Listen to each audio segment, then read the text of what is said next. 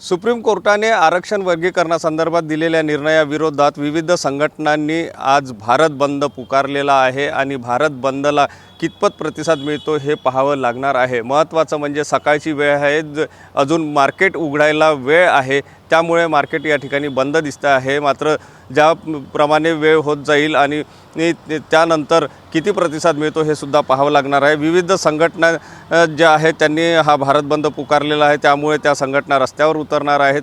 एकंदर परिस्थिती जर बघितली तर या आरक्षणाच्या वर्गीकरणाच्या निर्णयाविरोधात आता या सगळ्या ज्या वेगवेगळ्या संघटना आहेत त्या रस्त्यावर उतरलेल्या आहे। मात्र या भारत बंदला कितपत प्रतिसाद मिळतो हे सुद्धा पाहणं तेवढंच महत्त्वाचं ठरणार आहे। कॅमेरामन सचिन सयामसह सुनील ढगे, TV9 मराठी, नागपूर।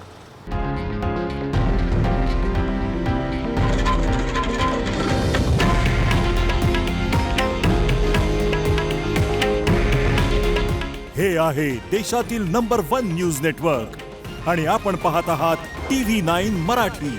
काळजी तुमची, हित महाराष्ट्राचं।